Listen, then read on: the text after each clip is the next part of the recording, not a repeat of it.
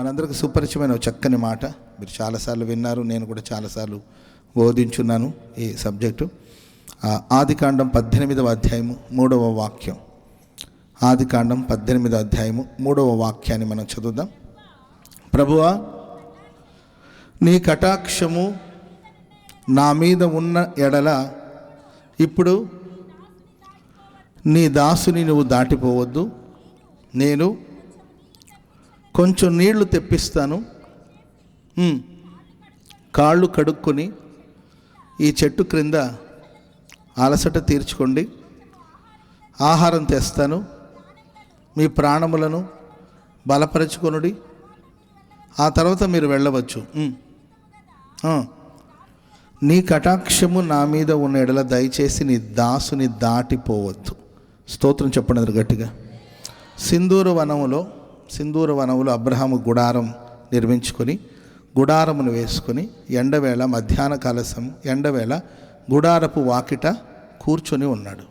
స్తోత్రం చెప్పండి గట్టిగా. హల్లెలూయా.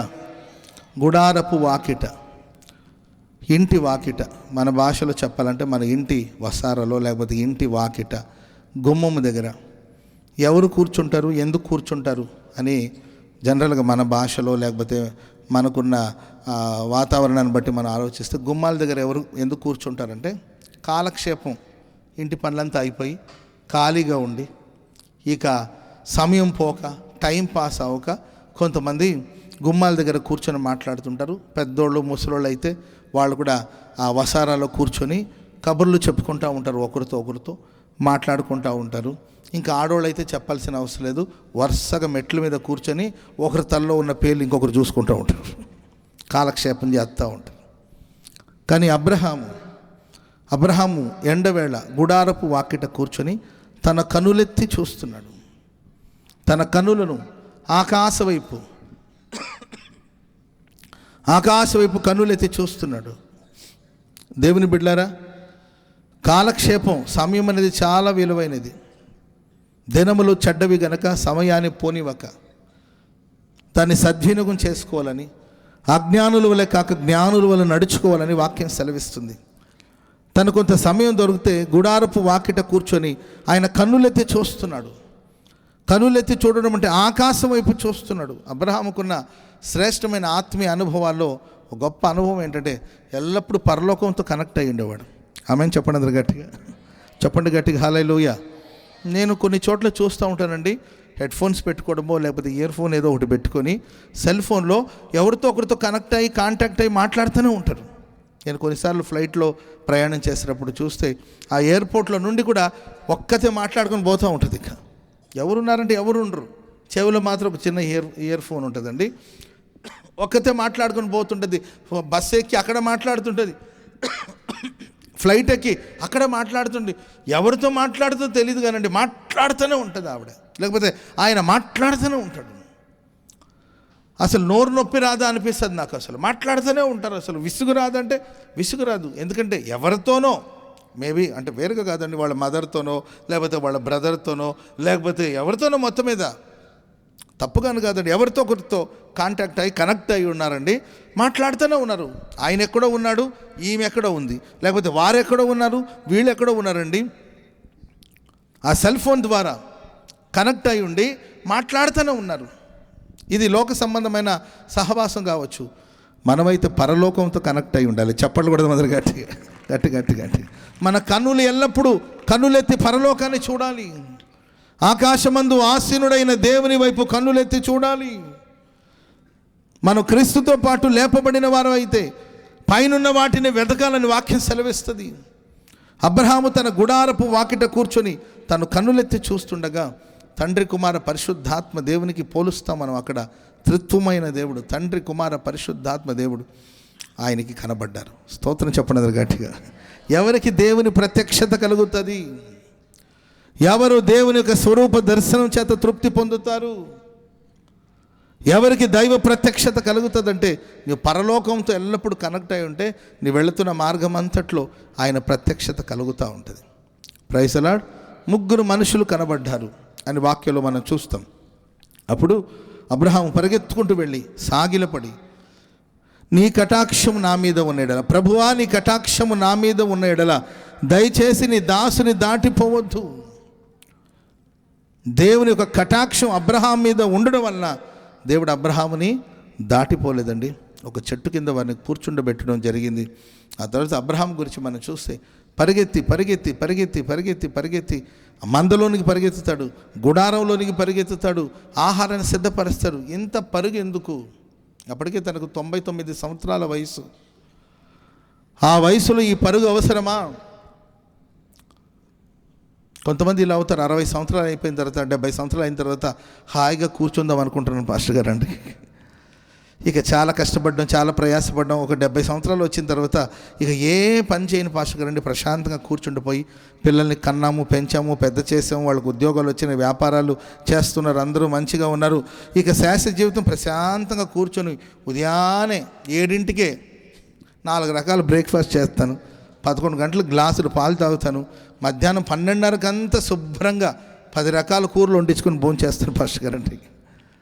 మంచిగా నిద్రపోతానండి. సాయంత్రం లేచి పునుగులో, బజ్జీలో, బోండాలో ఏదో ఒకటి తింటాను పాస్టర్ గారండి. గ్లాస్ టీ తాగుతానండి. ఆ తర్వాత 7:30కంతా భోజనం కావాలి పాస్టర్ గారు. నాకు 7:30లో ఏమాత్రం దాటిందనుకో ఊరుకోనండి. 7:30కంతా భోజనం తెచ్చిపెడితే శుభ్రంగా తిని 8:30కంతా బెడ్ మీద వెళ్తాను పాస్టర్ గారండి. ఒక 10 నిమిషాలు ప్రార్థన చేసుకుని నిద్రలోకి జారుకుంటాను పాస్టర్ గారండి. తెల్లవారుతుండగా 6ంటికి లేస్తానండి. 60 అయిపోయిన తర్వాత ఇక రిస్క్ చేయడానికి నాకు ఇష్టం లేదు. 60 సంవత్సరాల తర్వాత పరిగెత్తి మమ్మల్ని మీరు గీటాలు పిలవద్దండి. 60 దాటిన తర్వాత 70 దాటిన తర్వాత మేము ప్రశాంతంగా ఉండిపోవాలనుకునే వాళ్ళు చాలామంది ఉంటారు. తన వయసు 99 సంవత్సరాలు. ఆ వయసులో పెద్ద ఆయన కదా, పరిగెత్తుకుంటూ వెళుతుంటే మరి కాళ్ళు బెణకడమో, ఈయన ఎముకలు విరగడమో ఏదో ఒకటి జరుగుతుంది కదా. ఎందుకు అబ్రహాము నువ్వు పరిగెత్తి పరిగెత్తి పరిగెత్తి పరిగెత్తి పని చేస్తున్నావంటే, త్వరగా ఈ పనులన్నీ పూర్తి అయిందనుకో, నేను కొంతసేపు ఆయన దగ్గర నిలబడి ఉండాలి. చెప్పలు కూడా అందరూ గట్టిగా, ఆయనతో కొంత సమయం స్పెండ్ చేయాలి. నేను దేవదేవుడు నా ఎద్దుకు వచ్చాడు, ఆయన కటాక్షం నా మీదకి వచ్చింది. ఎన్నిక లేని వాడిని, యోగ్యత లేని వాడిని నన్ను వెతుక్కుంటూ దేవుడు వచ్చాడు. నేను ఆయన వెతకలేదు, ఆయన నన్ను వెతుక్కుంటూ వచ్చాడు. ఆయన నా గుడారం దగ్గర చెట్టు కింద కూర్చున్నాడు కనుక నేను విస్తారమైన పని పెట్టుకుని సమయాన్ని వృధా చేయడం నాకు ఇష్టం లేదు. నేను కొంతసేపు అయినా, కొంత సమయమైనా నేను ఆయనతో ఉండాలి. ఆయనకి వడ్డించి నేను నిలబడి ఆయన మాట వింటూ ఉండాలి. అందుకొరకే హరిబరిగా పరుగులు తీస్తూ ఉన్నాడు. Praise the lord. దేవుడు 365 రోజులు, ప్రతిరోజు 24 గంటలు శ్రేష్టమైన సమయాన్ని దేవుడు మనకి ఇచ్చాడు. దేవుడు నీకు ఇచ్చిన సమయాన్ని ఎలా ఎలా ఎలా ఎలా ఖర్చు పెడుతున్నావు? డబ్బు ఖర్చు పెట్టే విషయమే కాదండి, డబ్బు విషయంలో జాగ్రత్తగా ఉంటున్నారు, మంచిదే. జాగ్రత్త ఖర్చు పెడుతున్నారు, జాగ్రత్త చేస్తున్నారు, పొదుపు చేస్తున్నారు, మంచిది. కానీ దేవుడు నీకు ఇచ్చిన సమయం విషయంలో ఎంతసేపు దేవుని సన్నిధిలో ఉండాలని కోరుకుంటున్నావు? ఇంకొంచెం సేపు నేను ప్రభు సన్నిధిలో ఉండాలి, ఇంకా కొంతసేపు ఆయన సన్నిధిలో ఉండాలి అని కోరుకునే వాంఛ అబ్రహాంలో మనం చూస్తాం. Praise the lord. చెప్పండి గట్టిగా హల్లెలూయా. మార్తా మరియా చరిత్ర మనకు తెలుసండి. మరియమ్మ పని చేస్తుందా చేయదా? మార్తా మరియమ్మ ఉన్నారు కదండి, మన మరియమ్మ సంగతి కాదు. మార్తా మరియమ్మ చరిత్ర ఉంది కదా బైబిల్లో, దాంట్లో మార్త విస్తారమైన పనులు చేస్తుంటుంది. మరియా పని చేస్తుందా లేదా? చెప్పండి మీరు చెప్పండి. చేయదు. మీరు ఫిక్స్ అయిపోయారు అంతే. చేయదని ఎవరు చెప్పారు? ఆమెకు పనులు రావా? ఆమె కూడా పని చేస్తుంది, కానీ ఈ అమ్మలాగా చేయదు. తోమిందే తోముతాను, ఉదికిందే ఉదుకుతాను, కడిగిందే కడుగుతాను, ఊడ్చిందే ఊడుస్తాను. అట్లా కాకుండా త్వరగా పనులన్నీ కూడా పూర్తి చేసి పరిగెత్తుకుంటూ వచ్చేసి ఆయన పాదం దగ్గర కూర్చునేది మరియా. నన్ను ఒంటరిగా పని చేయడానికి విడిచిపెట్టి వచ్చి ఆమె నీ పాదాల దగ్గర కూర్చునింది అని మార్త అంటుందంటే అంతవరకు ఆమెతో పని చేసింది. ఇంకా విస్తారమైన పనులు, ఆ విస్తారమైన పనులు ఆమె కంగారు పడుతుంది. కానీ ప్రభు ఎందుకు వచ్చాడు? మనం ఇచ్చే ఆతిథ్యం తీసుకోవడానికి కాదు. ఆయనకేదో ఆతిథ్యం ఇవ్వాలి, ఆయనకేదో ఆహారాన్ని వండాలి, ఆయన ఆహారాన్ని భుజించాలి, దాని కొరకు కాదు. ఆయన మాట నేను వినాలి, ఆయన చేత నేను ఆశీర్వదించబడాలి, మనం ఆయనతో ఉండాలి. ఈరోజు మనుషులు కలవరాలు, బాధ, భయాలు, వేదనలు, వీటన్నిటి కారణం ఏంటంటే నువ్వు ఉండవలసిన ప్రభు దగ్గర ఉండని పరిస్థితిలో ఉన్నామేమో.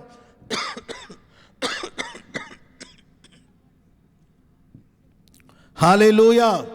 ఆయన పాదాల దగ్గర గడిపే ఒక శ్రేష్టమైన అనుభవం, ప్రేమైన వల్ల. అందుకే అన్ని పనులు అది. ఇంకా మనం చూస్తే అబ్రహాం ఇంకనూ దేవుని స్థలం నిలబడి ఉన్నాడని రాయబడింది. స్తోత్రం చెప్పండి అందరూ గట్టిగా. నేను విశ్వసిస్తున్నాను, ఈ ప్రశస్త రాత్రి నా దేవుని కటాక్షం నీ మీద దిగివచ్చునుగాక, దేవుని కనికరం నీ కలుగునుగాక, నా దేవుడు దాటిపోక నీ యొద్ద నిలిచి ఉండునుగాక. ఆనాడు అబ్రహాం అడిగాడు, అయ్యా నీ కటాక్షం నా మీద ఉన్నడలా దయచేసి నన్ను దాటిపోవద్దని. కనుక దేవుడు మన ఎడల కటాక్షం చూపే దేవుడు, మన ఎడల దయ చూపించే దేవుడు. కటాక్షము, దయ, కనికరము, కృప ఇవన్నీ కూడా పర్యాయ పదాలండి. ఆయన కృప, ఆయన కనికరం, ఆయన కటాక్షం మన మీద కలిగినప్పుడు జరిగే కార్యాలు ఏంటో ఒక 2-3 మాటలు మనం ధ్యానం చేసుకుందాం. మొదటి మాట నిర్గమకాండం 33వ అధ్యాయము 16వ వాక్యం. నిర్గమకాండం 33వ అధ్యాయం 16వ వాక్యం. నా ఎడలను నీ ప్రజల ఎడలను నీ కటాక్షము కలిగినదని, నా మీద నా ప్రజల మీద నీ కటాక్షం కలిగిందని దేనివల్ల నాకు తెలుస్తుంది? నీవు మాతో వచ్చుట వల్లనే కదా. అట్లు మేము అనగా నేనును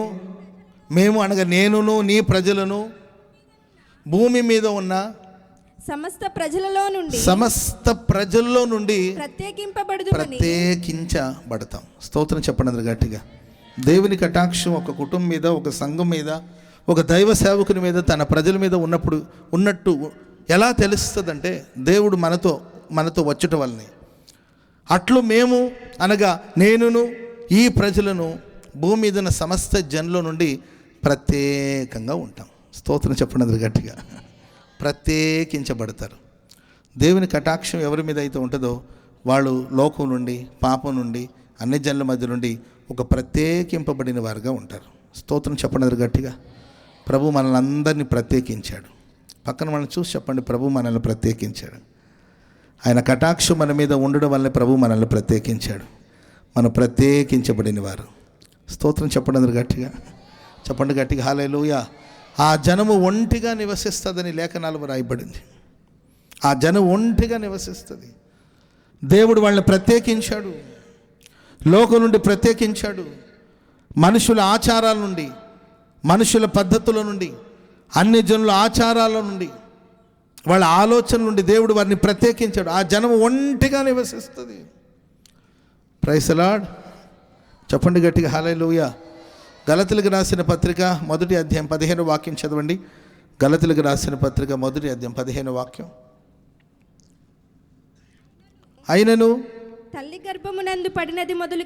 గర్భములో పడినది మొదలుకొని నన్ను ప్రత్యేకపరచి, తల్లి గర్భములో పడినది మొదలుకొని నా దేవుడు నన్ను ప్రత్యేకపరచి తన కృపచేత నన్ను పిలిచిన దేవుడు నేను అన్యజనులలో తన కుమారుని ప్రకటింపవలనని ఆయనను నా యందు బయలుపరపునను నన్ను గ్రహించినప్పుడు మనుష్య మాత్రులతో నేను సంప్రదింపలేదు. చదవబడిన మాటల ప్రియులారా, అన్య జనులు తన కుమారుని ప్రకటించట కొరకు తల్లి గర్భంలోనే దేవుడు మనల్ని ప్రత్యేకించాడు. స్తోత్రం చెప్పండి గట్టిగా. దైవజనుడు పౌలు గారిని తల్లి గర్భంలో నుండే దేవుడు ప్రత్యేకపరిచాడు. ఒక ప్రత్యేకమైన వాడిగా దేవుడు నిర్ణయించాడు, నియమించాడు, ప్రత్యేకించుకున్నాడు. ఎందుకొరకంటే తన కుమారుడైన క్రీస్తు ప్రభులు వారిని, తన కుమారుడైన క్రీస్తు ప్రభుల వారిని అన్య జనుల మధ్యలో ప్రకటించాలని, యేసుని ప్రకటించాలని పౌలు గారిని దేవుడు ప్రత్యేకించాడు. నన్ను ప్రభు ప్రత్యేకించుకోవడానికి, మన మీద తన కటాక్షం చూపించి మనల్ని ప్రత్యేకించడానికి గల కారణాలు ఏంటంటే యేసుక్రీస్తు వారిని మనం ప్రకటించాలి. ఆమె చెప్పండి గట్టిగా. ఎవరిని ప్రకటించాలండి? యేసుక్రీస్తు వారిని ప్రకటించాలి. పౌలు గారు అంటారు, సువార్త ప్రకటించని ఎడల నాకు శ్రమ. ఈ రాత్రి సభ ఏర్పాటు చేయడానికి గల కారణాలు ఏం తెలుసండి? మన దగ్గర ఏదో డబ్బు ఉందనో, లేకపోతే మన దగ్గర విస్తారమైన సమయం ఉందనో, లేకపోతే మనకు టైం పాస్ అవ్వట్లేదనో, లేకపోతే సరదాగా మనం కూర్చొని ఏదో మాట్లాడుకోవడానికి కాదు. క్రీస్తుని ప్రకటించాలి. దేవుని కుమారుడైన క్రీస్తుని ప్రకటించాలి. మనం ఎందుకు ప్రత్యేకంగా ఉంటున్నాం? మనం ఏదో పరిశుద్ధులమని, మనమేమో ఏర్పరచబడిన వారమని, మనం ఏర్పరచబడిన వంశమని, అన్ని జనులతో మేము మాట్లాడము, వాళ్ళ ఇళ్లకు మేము వెళ్ళము, వాళ్ళు ఇచ్చింది మేము తినము, మేము ప్రత్యేకింపబడిన వాళ్ళు. ఇది బడాయి కోసం కాదు. ప్రభు నన్ను ఎందుకు ప్రత్యేకపరిచి ఒక పరిశుద్ధ జనముగా నేను మార్చడానికి. రాజులైన యాజక సమూహంగా ప్రభు మార్చడానికి, చీకట్ల నుండి ఆశ్చర్యకరమైన వెలుగులోనికి మనల్ని పిలవడానికి గల కారణాలు ఏంటంటే, మనం క్రీస్తు ప్రభుల వారిని ప్రచురం చేయాలి. యేసుక్రీస్తుని ప్రచురం చేయాలనే ఆయన మన మీద కటాక్షం చూపాడు. ఆయన కనికరం, ఆయన కటాక్షాన్ని పొందిన మనం ప్రత్యేకించబడాలి. ఎందుకు ప్రభు మనల్ని ప్రత్యేకించుకోవాలంటే, యేసుని గురించి మనం ప్రకటించాలి. స్తోత్రం చెప్పండి అందరు గట్టిగా, చెప్పండి గట్టిగా హల్లెలూయా. పౌలు గారి చరిత్ర మనకు తెలుసండి. ఒకప్పుడు దూషకుడు, హింసకుడు, క్రైస్తవ్యానికి వ్యతిరేకంగా లేచినవాడు, క్రీస్తుకు విరోధిగా బ్రతికినవాడు, క్రీస్తుకు యేసుక్రీస్తు ప్రభువులకు వ్యతిరేకంగా ప్రవర్తించినవాడు. గర్వం అనే గుర్రం ఎక్కి దమస్కు మార్గంలో వెళుతుండగా ఒక గొప్ప వెలుగును చూశాడండి. ఆ వెలుగు తన చుట్టూ ప్రకాశించింది. స్తోత్రం చెప్పండి అందరు గట్టిగా. ఆ వెలుగులో తేజోమయుడైన దేవుని యొక్క దివ్య స్వరూపాన్ని చూశాడు. దేవుని యొక్క స్వరాన్ని విన్నాడు. సౌలా సౌలా, నీవెలా నన్ను హింసిస్తున్నావు అని దేవుని యొక్క స్వరాన్ని విన్నాడు. అప్పుడు ప్రభువా నీవెవరని ఆయన అడిగాడు. బాహ్య నేత్రాలు మూయబడిపోయింది, మానసిక నేత్రాలు తెరవబడిందండి. ఆ తర్వాత ఆయన ప్రార్థన చేస్తుండగా అననీయ వచ్చి చేతులుంచి ప్రార్థించడం వల్ల ఆయన దృఢితనం తొలగిపోయింది. లేచి బాప్తిసం పొందాడు. వెంటనే యేసుని గురించి ప్రకటించడం ప్రారంభించాడు. చెప్పలు కూడా గట్టిగా యేసుని గురించి వెంటనే యేసు ప్రభు గురించి ప్రకటించడానికి, దేవుని గురించి ప్రకటించడానికి పెద్ద ప్రిపరేషన్ ఏం అవసరం లేదు. దానికోసం ఏదో పెద్ద బైబిల్ కాలేజ్ చదివి పూర్తి చేసుకొని వచ్చి ప్రకటించాల్సిన అవసరం లేదు. చాలా చోట్ల, చాలా ప్రాంతాలు వృద్ధులు కొంతమంది, స్త్రీలు కొంతమంది, చదువు కూడా లేని వాళ్ళు కొంతమంది, వాళ్ళు ప్రకటించిన సువార్త. నేను ఎప్పుడు చెప్తూ ఉంటాను, పాలాంగ్విచ్చో గారు మరి గొప్ప దైవ సేవకుడు. ఆయన రక్షణ చరిత్ర, ఆయన ఎలా రక్షించబడ్డాడు అని చూస్తే, ఒక చిన్న పాప ఆయనకి ఏదో హెల్త్ బాగలేకుండా హాస్పిటల్లో ఉన్నప్పుడు ఒక చిన్న పాప యోహాను సువార్త, ఒక చిన్న బైబిల్లో కూడా యోహాను సువార్త మాత్రం ఒక చిన్న పుస్తకం ఆయనకు అందించిందండి. ఆ పుస్తకం చదివి ఆయన రక్షించబడి గొప్ప సేవకుడుగా మారాడు. స్తోత్రం చెప్పండి అందరు గట్టిగా. అంత గొప్ప దైవజనుడు, అంత గొప్పగా దేవుని సేవలో వాడబడ్డాడు. కానీ ఆయన రక్షణకు ఒక చిన్న పాప, ఒక చిన్న అమ్మాయి, ఆమె అందించిన పరిశుద్ధ గ్రంథంలోని ఒక ముఖ్యమైన భాగం యోహాను సువార్త. ఆ వాక్యాన్ని చదివి ఆయన రూపాంతరం చెందాడు, మారుమనసు పొందాడు, రక్షణ పొందాడు. మీరు చూడండి, ఎప్పుడైతే బాప్తిస్మం పొందాడో, ఎప్పుడైతే చూపు పొందాడో, వెంటనే లేచి సమాజ మందిరంలో యేసే క్రీస్తుని ప్రకటించడం ప్రారంభించారు. ప్రియమైన వాళ్ళరా, ఆయన కటాక్షం మనందరి మీద ప్రభు చూపబోతున్నాడు. మనల్ని ఒక ప్రత్యేకమైన వారుగా ప్రభు మార్చబోతున్నాడు. ప్రత్యేకించబడిన నీవు నేను. వస్త్రంలో ప్రత్యేకతను చూపడం కాదు, చెప్పులు మొదలుకొని క్లిప్పుల దాకా వైట్ కలర్ కొంతమంది మెయింటైన్ చేస్తుంటారు. డ్రెస్ కోడ్లో కాదు. డ్రెస్ కోడ్లో మేము ప్రత్యేకమైన వాళ్ళు వేరు, మేము వేరండి, మేము ప్రత్యేకించాము అని అది కాదండి. సువార్త ప్రకటించడం కొరకు ప్రభు నిన్ను ప్రత్యేకించుకున్నాడు. తల్లి గర్భంలో ఉండగానే దేవుడు నిన్ను రక్షించడానికి కారణం ఏంటి? ఈ గుంటూరు సిటీలో, ఈ గుంటూరు పట్టణంలో లక్షలాది మంది ప్రజలు ఉండగా ప్రభు నిన్నెందుకు ప్రత్యేకించుకున్నాడు? ఎవరికి లభించని భాగ్యాన్ని దేవుడు నీకెందుకు ప్రసాదించాడంటే, నీ ద్వారా దేవుని నామం మహిమపరచబడాలి, నీ ద్వారా క్రీస్తు బయలుపరచబడాలి, నీవు క్రీస్తుని ప్రకటించాలనే ప్రభు మనల్ని ఏర్పాటు చేస్తున్నాడు. కనుక మనం ఆ పని చేస్తున్నామా ఆలోచించుకొని, ఇప్పటివరకు సువార్త ప్రకటించని స్థితిలో ఉంటే సువార్త ప్రకటించండి. స్తోత్రం చెప్పండి అందరు గట్టిగా. నీలో క్రీస్తు బయలుపరచబడాలి. Praise the lord. ఒక గొప్ప దైవ సేవకురాలు ఉంది, ఆవిడ సాక్ష్యం. గొప్ప దైవ సేవకురాలు. మీరు ఎలా రక్షించబడ్డారంటే, చిన్నప్పుడు వాళ్ళకి గేదెలు ఉండేయంట. ఏముండేయండి? గేదెలు ఉండేయంట. సో రోజు వాళ్ళ అమ్మగారు పాలిచ్చి పలానా వాళ్ళకి వెళ్ళి పాలు పోసి రమ్మంటే, ఒక చెంబు, ఆ రోజుల్లో చెంబులే కదండి, ఆ చెంబులో పాలు తీసుకొని పాప ఒకరింటికి పాలు పోసి రావడం, వెళ్ళి పాలు పోసారనుకుంటే వాళ్ళు ఒక 10 రూపాయలు ఇచ్చేవాడంట. ఆ 10 రూపాయలు తీసుకొచ్చి ఆ అమ్మకి ఇచ్చేసి ఆ తర్వాత తను స్కూల్కి వెళ్ళిందంట. చిన్న పాప ఓ రోజు పాలు తీసుకుని ఇంటి దాకా వెళ్ళిందంటండి. సడన్గా మరి కాళ్ళకి ఏదో రాయి తగిలి ఆ చేతిలో ఉన్న చెంబులో ఉన్న ఆ పాలేమో కింద ఒలికిపోయిందంట. పాలు ఒలికిపోయేసరికి ఇక చిన్న పాప కదండి, పాలు ఇస్తే వాళ్ళు 10 రూపాయలు ఇస్తారు. పాలు ఇవ్వకపోతే, ఇప్పుడు మనకు పాలు పోసే వాళ్ళు వస్తారండి, వాళ్ళు ఇస్తే మనం వాళ్ళకి పైసలు ఇస్తాం. పాలు ఆ అమ్మాయి చేతుల నుండి ఒలికిపోయింది. పాలు ఇవ్వలేదు కాబట్టి డబ్బులు ఇవ్వరు. కానీ ఆ పిల్ల ఏడుస్తుందంట. ఇంటికి వెళ్తే వీపు మీద విమానం మోగుతుంది కదండి. అమ్మ ఊరుకుంటుందా చెప్పండి? అవునా నాన్న, పోతే పోయింది అనేవాళ్ళు లేరు కదండి.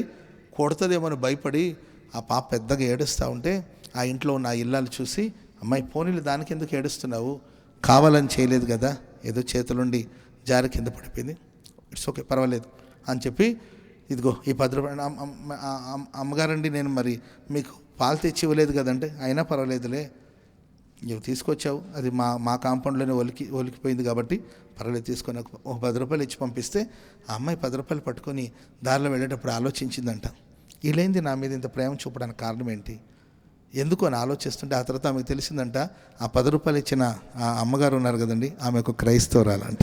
స్తోత్రం చెప్పండి గట్టిగా, స్తోత్రం చెప్పండి గట్టిగా. ఆ తల్లిలో క్రీస్తు బయలుపరచబడ్డాడు, క్రీస్తు ప్రేమ బయలుపరచబడింది. ఆ తర్వాత ఆమె ఇంటికి వెళ్ళిందండి. ఆ పాప ఎదుగుతూ క్రీస్తు ప్రేమను తెలుసుకోగలిగింది. ఆ తర్వాత రక్షించబడింది. ఆ తర్వాత రక్షణ సంతోషాన్ని అనుభవించింది. ఆ తర్వాత గొప్ప దైవ సేవకురాలుగా మారింది. ఒక అమ్మాయి ప్రభు నమ్ముకొని ఒక దైవ సేవకురాలుగా మార్చబడే ఆ మార్గంలో ప్రియులారా, ఆ తల్లి ఒక క్రైస్తవరాలని ఆ తల్లిలో బయలుపరచబడిన క్రీస్తు ప్రేమ, క్రీస్తుని ప్రకటించడానికి, క్రీస్తుని బోధించడానికి ప్రభు మనల్ని ఏర్పరచుకున్నాడు. అందుకోసమే ఆయన కటాక్షాన్ని మన మీద ప్రభు చూపిస్తున్నాడు. Praise the lord. చెప్పండి గట్టిగా హల్లెలూయా. ఏదో ఒకసారి హుషారుగా చప్పట్లు కొట్టండి, గట్టిగా హల్లెలూయా. పౌలు గారు ఎలా సేవ చేస్తూ వచ్చాడు, ఎలా క్రీస్తుని బయలుపరుస్తూ వచ్చాడు, ఎలా క్రీస్తుని ప్రకటిస్తూ వచ్చాడంటే మనం చాలా సంగతులు చూస్తాం. దాంట్లో తన సాక్ష్యం ద్వారా ఒకప్పుడు దూషకుడు, హింసకుడు, హానికరుడైన మనుషుడు, ఒకప్పుడు దూషకుడిగా, హింసకుడిగా బ్రతికాడు, ఒకప్పుడు ప్రమాదకరమైన వ్యక్తిగా బ్రతికాడు. కానీ తన జీవితం మారింది, తన జీవితం రూపాంతరం చెందింది. తన సాక్ష్యాన్ని ప్రకటిస్తూ, తన సాక్ష్యాన్ని తెలియచేస్తూ, తన సాక్ష్యాల ద్వారా, తన మార్పు ద్వారా, తన రూపాంతరం ద్వారా క్రీస్తుని ప్రకటిస్తూ వచ్చాడు. కనుక నేను సువార్త యేసుప్రభు దేవుడు అని చెప్తే సరిపోలేదు కానండి, యేసుప్రభు దేవుడని బోధించే నీలో మనుషులు మార్పును చూడాలి. స్తోత్రం చెప్పండి గట్టిగా. ఒకప్పుడు ప్రజలందరూ కూడా పౌలు గారు దూషకుడు, హింసకుడు, ప్రమాదకరమైన మనిషి, హానికారకుడు, ప్రమాదకరమైన వ్యక్తి అని ఆయన గురించి అనుకున్నారు.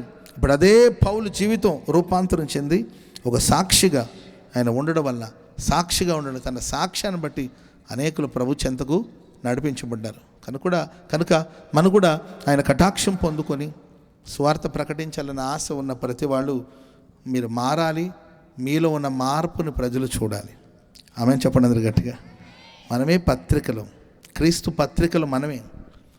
ప్రత్యేకంగా ఒక కరపత్రికను తీసుకెళ్ళిపోయి ఒక కరపత్రిక, ఒక ట్రాక్ తీసుకెళ్ళి జనాలకి ఇచ్చి ఇది చదువుకోండి అనడం కన్నా, నీవు సంచరిస్తున్నప్పుడు, నీవు మాట్లాడుతున్నప్పుడు, నీ ప్రవర్తన బట్టి, నీ విధానాన్ని బట్టి అనేకులు క్రీస్తు చెంతకు నడిపించబడేటట్లు నువ్వు ఒక సాక్ష్య జీవితాన్ని జీవించాలి.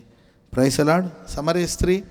సమరయ స్త్రీ గురించి బైబిల్ మనం చూస్తాం. ఏ పట్టణంలో అయితే, ఏ సమరయ పట్టణంలో అపవిత్రమైన పనులు చేసిందో, ఏ పట్టణంలో అయితే దౌర్భాగ్యమైన స్థితిని జీవించిందో, ఇప్పుడు వెళ్ళి ఆమె ఊరి జనాలకంతా చెప్తుందండి, నేను మారాను, నన్ను మార్చిన మెస్సయ్య, నేను చేసిన విషయాలన్నీ కూడా నాకు బోధించిన మెస్సయ్య, ఈయన మెస్సయ్య కాదంటారా, ఈయన క్రీస్తు కాదంటారా అని వెళ్ళి అందరికీ సువార్త. ఆమెలో ఉన్న మార్పును చూసి అనేకులు క్రీస్తు చెంతకు రాగలిగారండి. ఆ తర్వాత ఈయన నిజముగా లోక రక్షకుడని వాళ్ళు ఒప్పుకున్నారు. Praise the lord. కనుక మీ సాక్ష్య సువాసన పరిమళించాలి. అనేకుల మధ్యలో మనం సాక్షిగా బ్రతకాలి. స్తోత్రం చెప్పండి గట్టిగా. రెండవదిగా లేఖనాలు, ధర్మశాస్త్ర లేఖనాలన్నీ కూడా ప్రకటించి, లేఖనాలు రాయబడిన, ధర్మశాస్త్రం రాయబడిన ఎన్నో సత్యాలు తీసుకొచ్చి తద్వారా క్రీస్తుని పరిచయం చేస్తూ వచ్చాడు. మూడవదిగా పునరుద్ధానాన్ని గురించి మాట్లాడి, పునరుద్ధానపు కార్యాలు, యేసుక్రీస్తు వారి యొక్క పునరుద్ధానపు శక్తిని ప్రజలకి ప్రకటించి యేసుప్రభుని గురించిన సువార్త ప్రకటిస్తూ వచ్చారు. కనుక ఈ ప్రశస్త రాత్రి మనందరి మీద దేవుడు తన కటాక్షం చూపుతున్నాడు, మనల్ని ప్రత్యేకించాడు. దేని కొరకంటే సువార్త ప్రకటించాలని ఒక తీర్మానం చేసుకోండి, ఒక నిర్ణయం తీసుకోండి. ప్రభా, నిన్ను నేను ప్రకటిస్తాను, నాలో నీ నామం బయలుపరచబడాలి, నాలో నీ నామం మహింపరచబడాలి. ప్రభా, నా ద్వారా మీరు ప్రజలకి బయలుపరచబడాలి స్వామి. నీ చేతిలో ఒక సాధనగా నన్ను వాడుకోండి, దానికోసం నీ కటాక్షం చూపండి అని కోరుకుంటే దేవుడు మిమ్మల్ని కటాక్షించునుగాక. ఇంకా 1-2 మాటలు చెప్పి నేను ముగించేస్తాను. చదవండి ద్వితీయోపదేశకాండం 33వ అధ్యాయం 24వ వచనం.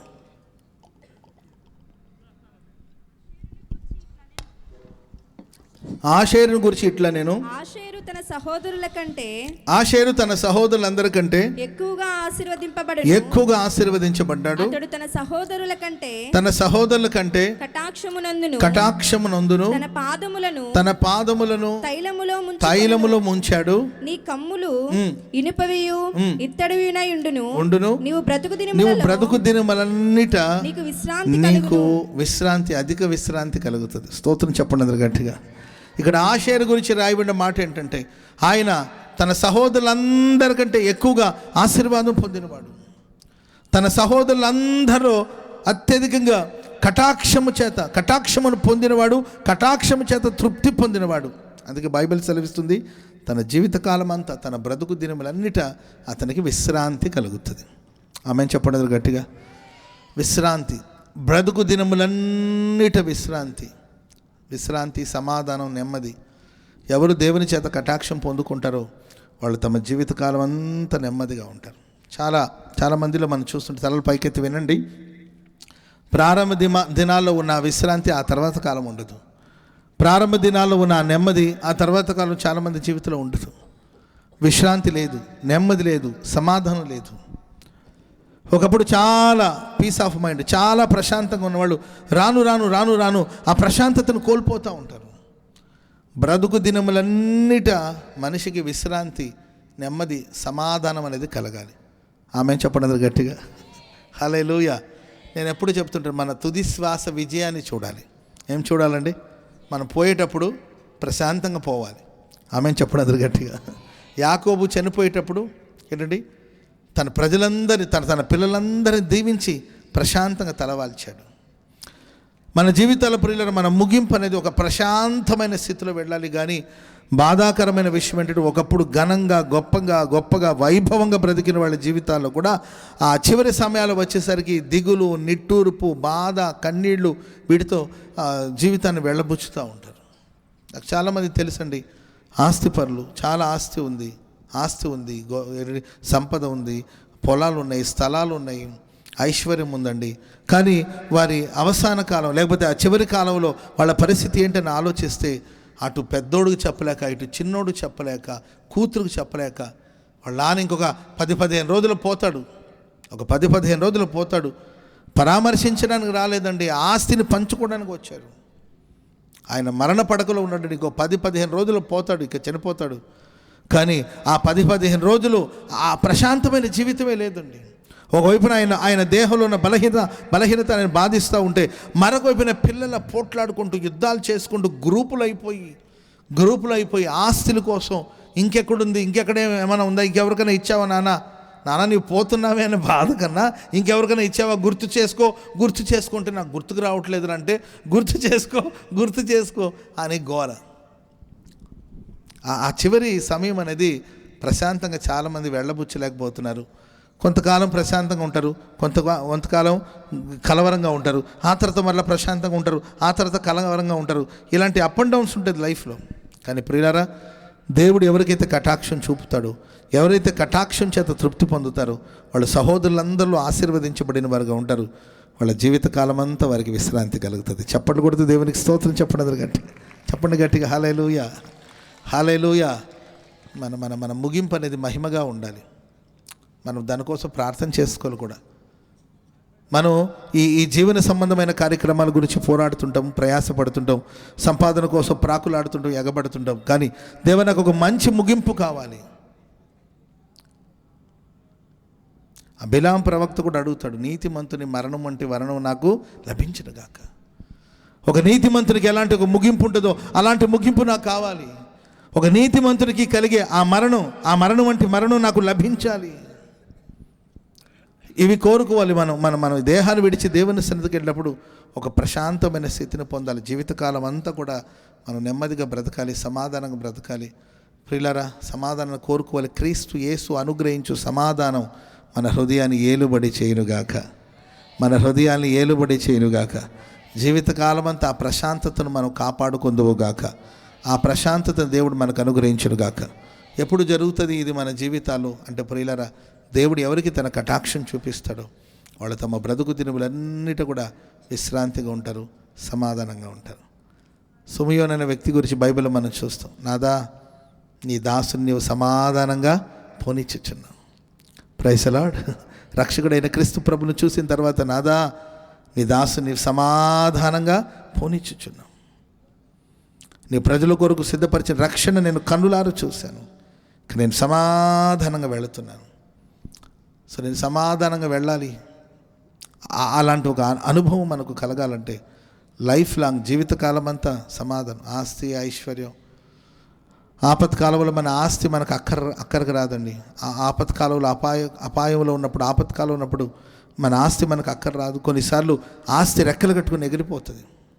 కానీ జీవితకాలం అంతా మనం సమాధానంగా విశ్రాంతిగా బ్రతకాలి. ఆషేరుకి ఆ ధన్యతను దేవుడు అనుగ్రహించాడు. కటాక్షం చేత ఆయన తృప్తి పొందాడు. ఇంకొక చిన్న మాట గుర్తు చేసి ముగిస్తాను. ద్వితీయోపదేశకాండం 33వ అధ్యాయము 16వ వాక్యం. ద్వితీయోపదేశకాండం 33వ అధ్యాయం 16వ వాక్యం. త్వరగా చదవండి. కలిగిన శ్రేష్ఠ పదార్థముల వలన యెహోవా అతని భూమిని దీవించును.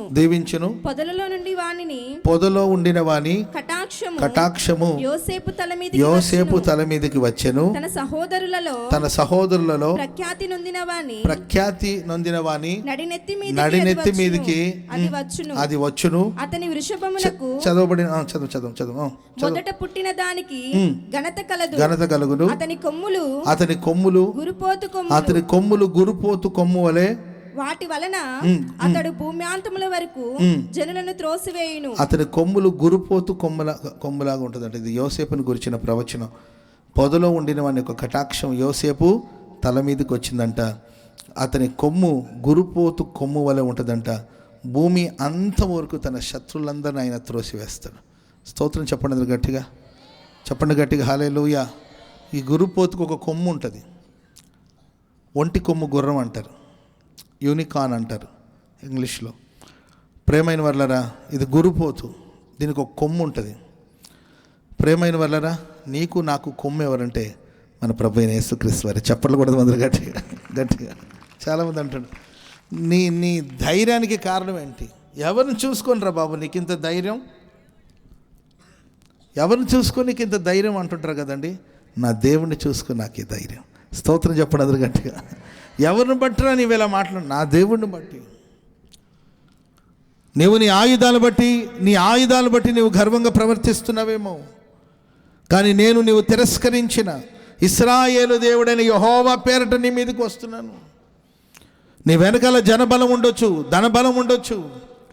నా కొమ్ము నేను అతిశయించడానికి,